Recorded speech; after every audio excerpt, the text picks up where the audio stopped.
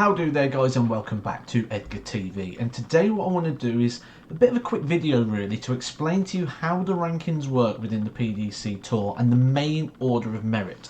Now there are different ranking systems. We've got a 1 year roll-in system, we've got a European system, we've got a Players' Championship system, we've got the main order of merit.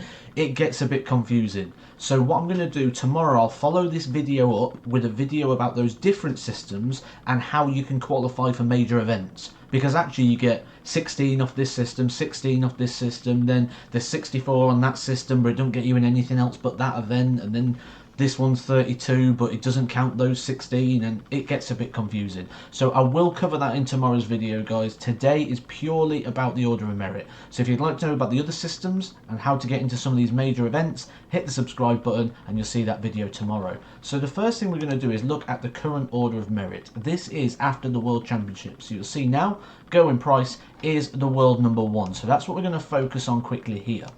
Now, you'll see here, going price, £1.3 million.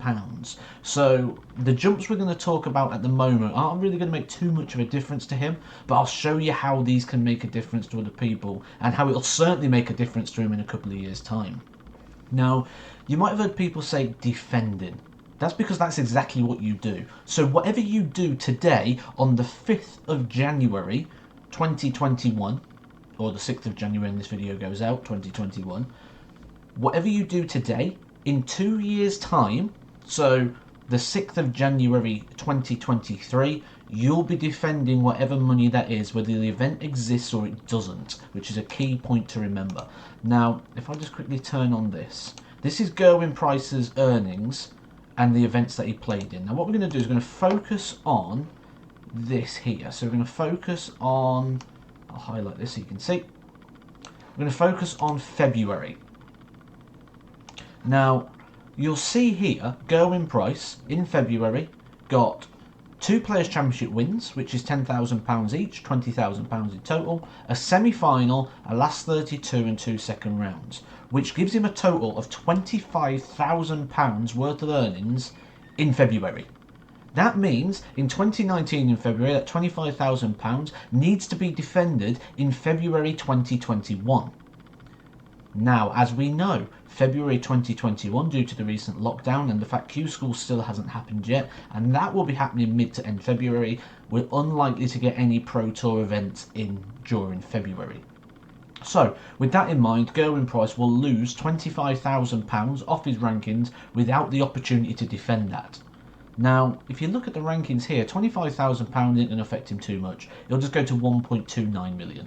You know, just a bit of loose change. You know, nothing too much. But you can see how a bit further down the rankings, them sort of jumps can make a big difference. If we look at Joe Cullen, for example, in 16, if he was to lose this £29,000, it would take him out of the top 16. And when you understand the implications to what that means, when you watch the video tomorrow, you'll see that that could be a massive thing that will knock him out of events such as the World Match Play, the World Grand Prix. There's a lot of implication that come from not being in the top 16. It's a guaranteed ticket. It's a golden ticket being in that top 16.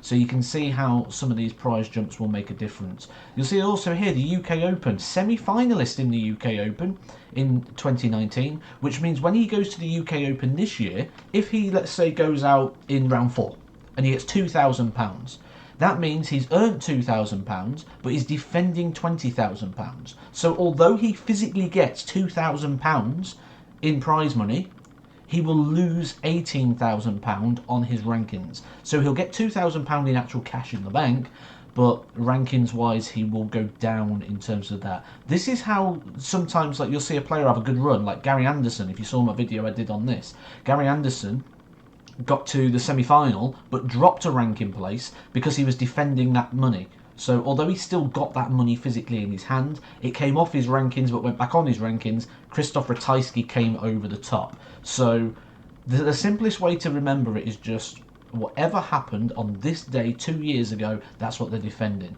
There's this website that I'm showing you here. This is Darts Database. I'll put the link in the description below.